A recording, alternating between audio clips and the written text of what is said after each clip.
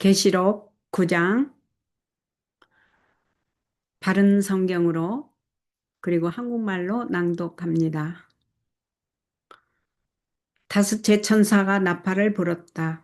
그때 내가 하늘에서 땅에 떨어진 별 하나를 보았는데 무저갱의 열쇠가 그에게 주어졌다. 그가 무저갱을 여니 큰 용광로에서 나는 듯한 연기가 무저갱에서 올라왔으며 해와 공기가 무저갱의 연기 때문에 어두워졌다. 그 연기에서 메뚜기들이 땅으로 나오니 땅에 있는 전갈이 가진 것과 같은 권세가 그것들에게 주어졌다. 그것들은 땅의 풀이나 각종 푸른 것이나 각종 나무는 해하지 말고 이마에 하나님의 인을 받지 않은 자들만 해하라는 명령을 받았다. 그러나 그들을 죽이지는 말고 5달 동안 괴롭게만 하도록 허락을 받았는데 그 고통은 전갈이 사람을 쏠 때의 고통과 같았다. 그 기간에는 사람들이 죽음을 구하여도 찾지 못하고 죽기를 갈망하여도 죽음이 그들을 피할 것이다. 그 메뚜기들의 모양은 전쟁을 위하여 준비를 갖춘 말들 같았고 그것들의 머리에는 금면류관 비슷한 것을 썼으며 그것들의 얼굴은 사람의 얼굴과 같았다. 또 그것들은 여자의 머리털 같은 머리털을 가졌고 그것들의 이빨은 사자의 이빨과 같았으며 그것들은 철 갑옷 같은 갑옷을 입었고 그것들의 날개 소리는 전쟁을 위해 달리는 많은 말들이 끄는 병거 소리 같았다. 그것들은 정갈 같은 꼬리와 독침을 가지고 있었는데 그 꼬리에는 5달 동안 사람들을 해롭게 할 권세가 있었다. 그것들에게 왕이 있으니 무저갱의 사자이다. 그의 이름은 히브리어로 아바돈이며 헬라어로 아블로온이다. 첫째 화는 지나갔으나 보아라. 이후에 2가지 화가 더 닥쳐올 것이다. 여섯째 천사가 나팔을 불 때 내가 하나님 앞에 있는 금제단의 네 뿔에서 나오는 한 음성을 들었는데 나팔을 가진 여섯째 천사에게 말하기를 큰 강 유프라테스에 결박된 네 천사를 풀어주어라 하였고 정해진 월 일시를 위해 준비된 네 천사가 사람들의 3분의 1을 죽이기 위해 풀려났다. 그리고 기마병들의 수가 2억이나 되었는데 내가 그들의 수를 들었다. 내가 환상 가운데 말들과 그것들 위에 탄 자들을 보니 그것들은 불빛과 자줏빛과 유황빛의 갑옷을 입었고 그 말들의 머리는 사자와 같았으며 그 입에서는 불과 연기와 유황이 나오고 있었다. 이 3가지 재앙, 곧 그 입에서 나오는 불과 연기와 유황 때문에 사람들의 3분의 1이 죽임을 당하였다. 그 말들의 힘은 입과 꼬리에 있었는데 꼬리가 뱀 같고 머리를 가지고 있어 그것들로 사람들을 해하였다. 이 재앙들로 인해 죽임을 당하지 않고 남은 사람들이 그들의 손으로 행한 일들을 회개하지 않고 도리어 악령들과 보거나 듣거나 걸어다니지 못하는 금, 은, 동, 돌, 나무로 만든 우상들에게 경배하였으며 또 그들은 그들의 살인과 점술과 음행과 도둑질을 회개하지 않았다.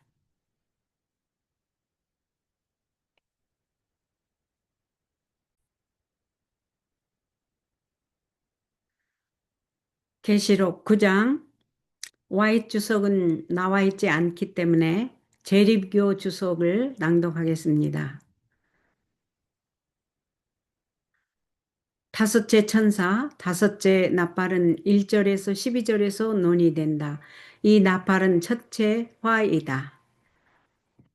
참조 계시록 8장 13절 주석, 9장 12절 13절 떨어진 별 하나, 곧 떨어진 한 별, 여기에 묘사된 별은 셋째 나팔에서처럼 떨어지고 있는 것으로 보이지 않고 이미 땅 위에 떨어진 것을 나타내고 있다. 또한 사단을 하늘에서 떨어진 별로 묘사하기 위하여 떨어진 별에 대한 비유가 유대 묵시 문학에 나타난다는 사실을 내친 걸음에 주목하는 것도 흥미롭다.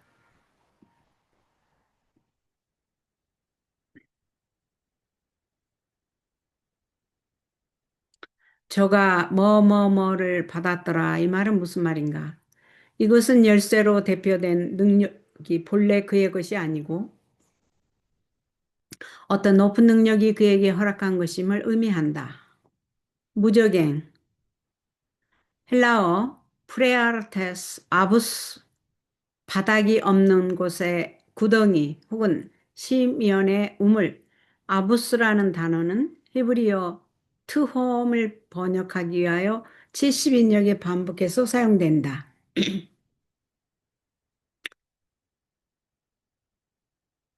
욥기 41장 31절에는 그것이 일반적인 바다를 나타내고 시편 71편 20에는 땅의 깊은 곳을 나타낸다. 아부소스는 또한 리워 야단의 거처이다.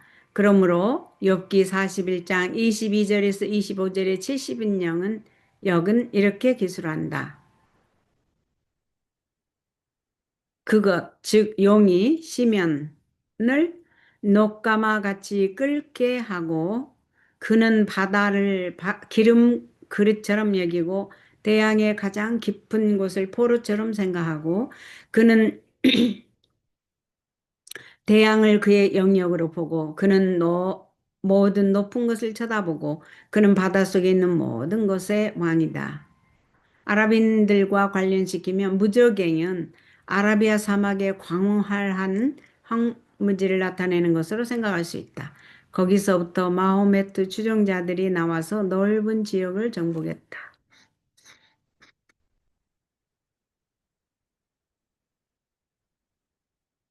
열쇠 소유는 열고 닫는 권세를 의미한다. 많은 주석자가 다섯째와 여섯째 나팔을 사라센인들과 투르크족의 약탈과 동일시해왔다. 그들은 코스라우 2세 휘하의 페르시아인들과 헤라클리우스 1세 휘하의 로마인들 간의 전쟁이 두 제국을 약화시켜 모슬림이 정복할 길이 마련되었다고 지적한다. 그들은 코스라우의 몰락이 그 열세라고 시작하는데 AD 628년 그의 멸망과 살해가 유력한 세력이었던 페르시아 제국의 종말을 고하고 아라비아 군대가 진출할 길을 열었다.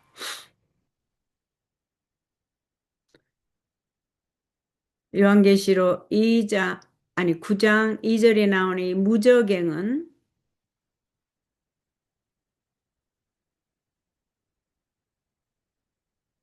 어두워지며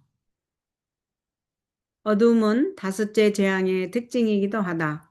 모슬렘들과 관련을 시키면 해가 어두워지는 것은 그리스도교의 태양이 흐려지는 것으로 생각할 수 있다. 그런 일은 이슬람의 종교가 확산된 결과였다. 황충, 3절의 황충, 이 내습은 애굽에 때를 지어 몰려온 메뚜기 재앙을 생각나게 한다. 일찍이 AD 8세기의 스페인의 수사 베아투스는 황충의 상징을 바로 그의 시대의 북아프리카와 근동과 스페인을 휩쓴 모슬렘 아랍인들과 동일시한 것으로 전해진다. 그의 시대 이후 많은 추적자가 그와 유사하게 그 정체를 확인해 온 것으로 기록되어 있다. 전갈 같은, 여기 3절에 전갈 같은 그 말이 무슨 말인가? 보통 황충은 인간을 공격하지 않지만 이 황충들은 전갈의 독을 가진 것으로 묘사되어 있다. 전갈은 인간에게 적의를 가진 것으로 묘사되어 있다. 이 4절에 좀 주의를 하시고 해하지 말고는 무슨 말인가? 황충은 식물을 멸하지만 사람은 멸하지 않는다. 그러나 황충들은 자라나는 어떤 식물도 해하지 말라는 명령을 받는다. 그들의 공격은 오직 불의한 자들에게만 가해질 것이었다. 황충의 상징을 사라센인들과 동일시하는 자들은 이 금지가 제사를 함부로 파괴하지 말라는 것이거나 그리스도인들과 유대인들이 조세를 바치는 데 복종하는 한 그들을 죽이지 못하도록 하는 아랍 정복자들의 정책을 나타낸다고 시사해왔다. 어떤 특정한 계층에 관하여 마호메트의 후계자 아부 바르크는 그의 군사들에게 이렇게 말한 것으로 기록되어 있다. 너희들은 머리를 민 사단의 회에 속한 또 다른 종류의 사람들을 발견할 것이다. 그들이 마호메트 교도로 돌아오든지 조세를 바치든지 하지 않는 한 그들의 두개골을 쪼개고 그들을 살려주지 않아야 한다는 것을 명심하거라. 이 계층은 명확하게 규명되지 않았다. 모슬렘 아랍인들에게 적용하면 이 제한은 정복당한 자들을 살려주도록 허용하는 그들의 정책이라고 생각할 수 있다. 이 방침을 적용함으로써 이미 정복당한 자들이 정복을 계속하도록 전사들을 도울 수 있게 되었다. 또 이마에 입맞지 아니한 그 말이 무슨 말인가 살펴보시겠습니다. 어떤 사람들은 안식일의 준수가 궁극적으로 성령에 의해 인침을 받는 내적 역사에 대한 외적 증거가 되므로 에스겔 9장 4절 주석을 참조하십시오. 여기서 황충에게 공격을 받은 자들은 참 안식일을 지키지 않는 자들이라고 시사해 왔다.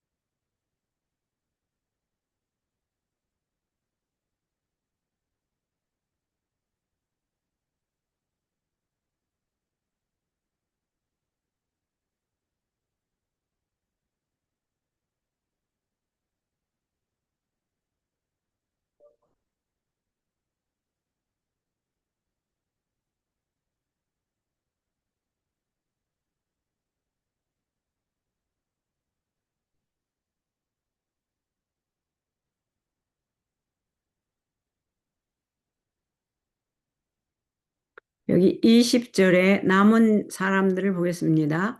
사람들 중 다수는 이 무서운 심판으로 죽지 않았다. 그러나 그들의 동족들이 고난을 당했음에도 불구하고 그들은 마땅히 배웠어야 할 교훈을 중심으로 받아들이지 않고 회개하지 않았다. 손으로 행하는 일, 특별히 그들이 만든 우상들, 오늘날에도 자신들의 창의적인 천재성에서 나온 구조물을 하나님과 그의 나라에 대해서보다 그들의 생애의 중요성을 더 크게 두는 사람들은 똑같은 정죄를 받고 있다.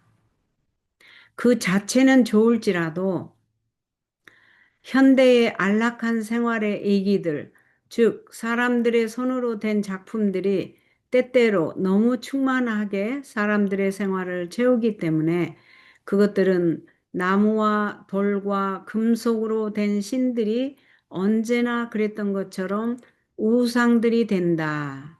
지금 이렇게 했거든요. 그래서 요 손으로 행하는 일, 남은 사람들,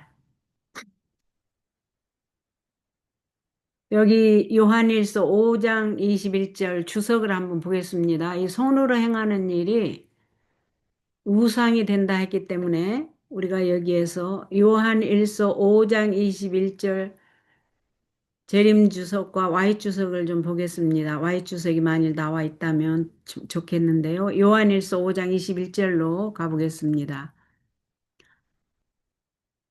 요한일서 5장 21절.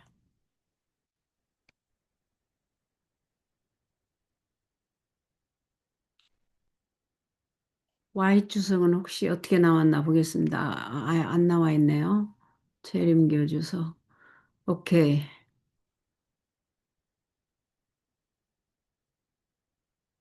오케이. 여기 우상이 나오죠. 어떤 게 우상인가? 신자로 하여금 참 하나님을 경배하지 못하도록 하는 물질적이거나 정신적인 모든 거짓 형상들을 말한다. 신자로 하여금 참 하나님을 경배하지 못하도록 하는 물질적이거나 정신적인 모든 거짓 형상들을 말한다. 그랬거든요. 그러면은 이것도 완전히 이해를 돕기 위해서 만나 주석으로 가보겠습니다. 자녀들아, 너희 자신을 지켜 우상에게서 멀리하라. 우상에서 멀리하라는 저자의 권고는 요한 서신 전체의 논지에서 벗어난 것처럼 보인다. 우상 숭배란 용어 자체가 본책에서는 한 번도 사용되지 않았기 때문이다. 그러나 본책 자체가 당시에 이단 종파인 영지주의에 대하여 날카롭게 공격하고 있음을 볼 때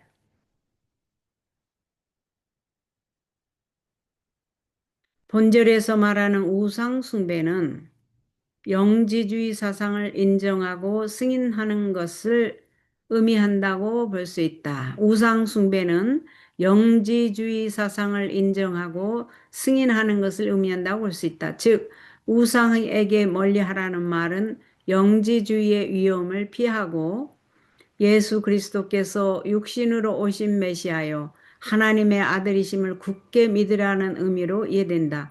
요한은 이러한 파격적인 결론을 통해서 수신자들에게 더욱 강렬한 인상을 남기고 있다. 여기 영지주의의 사상을 여러분이 이해를 해야 되는데,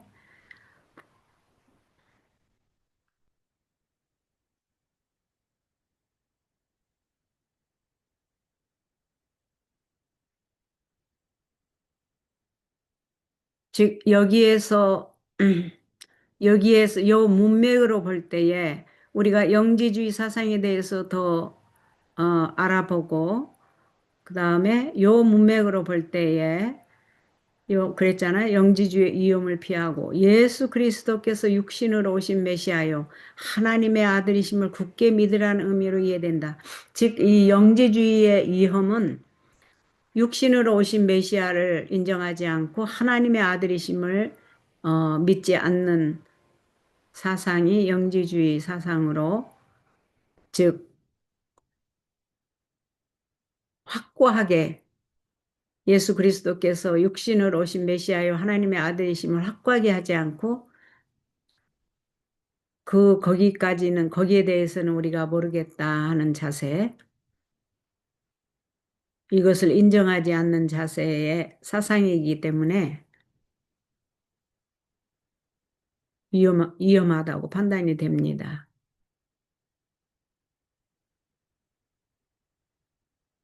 네. 그래서 여기까지 하고 Y주석에 영어로 나와 있지 않기 때문에, 그러니까